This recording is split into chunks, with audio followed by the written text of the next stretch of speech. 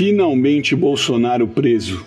Assim foram os comentários de muitos. Para mim é difícil comentar esse assunto porque nos meus vídeos eu tento ser objetivo, sensato, lógico, mas essas parecem ser qualidades que já foram extintas do nosso sistema de justiça. E não sou eu que estou dizendo. O Brasil é o penúltimo país do mundo no ranking de imparcialidade na justiça criminal. Só perde para Venezuela. Quando a gente olha o ranking de parcialidade do judiciário como um todo, o Brasil está em primeiríssimo lugar, empatado com quem? Venezuela. Tudo isso seguindo o índice do Estado de Direito de 2024. Bolsonaro foi condenado por um documento cujo teor ninguém entende direito. Por uma suposta tentativa de golpe numa reunião da qual ele nem participou. E no meio dessa loucura toda, um alento.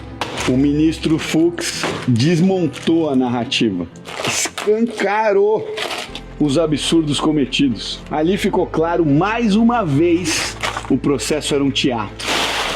Mas o absurdo é tão grande que ninguém se surpreende com a condenação. Porque há anos a gente vem assistindo uma inversão de valores. Desde que Lula, condenado em 3 instâncias, foi descondenado, ficou muito claro que a justiça no Brasil tem lado. E ela se ajoelha quando é conveniente. Anos antes, o Brasil já vivia um dos seus piores momentos. A corrupção já dominava todas as esferas.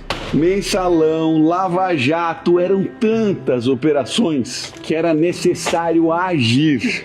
E a Lava Jato agiu. Foi a maior operação anticorrupção da nossa história.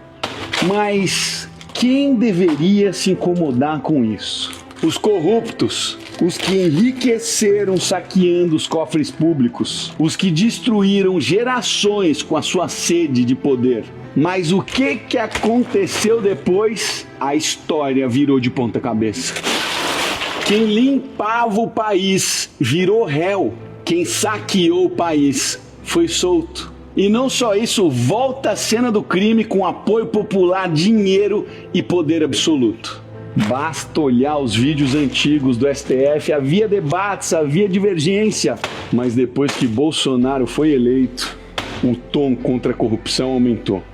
E, curiosamente, todos os ministros se uniram. Você já parou para se perguntar por quê? O que será que incomodou tanto? Porque o que assistimos hoje não é só um jogo político. É a luta do Brasil contra o crime. E o Brasil está perdendo esse jogo. Quer entender por quê?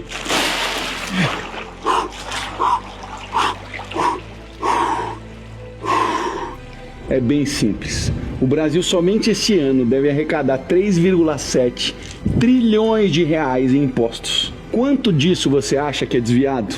Uns 30%? Se for isso, a gente está falando em mais de 1 trilhão de reais para corrupção. E esse dinheiro poderia comprar tudo. Compra silêncio, compra votos, compra a própria justiça.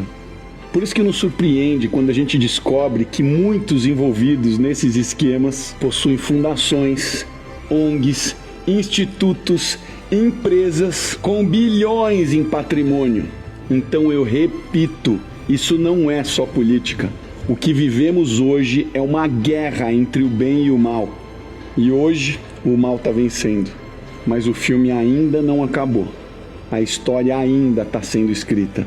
Podem até calar as vozes, manipularem as leis, fabricarem provas, mas não conseguem apagar a verdade. O mal é barulhento, mas passageiro. O bem é silencioso, mas eterno. E cedo ou tarde, ele vai voltar a reinar. Que Deus tenha piedade de nós.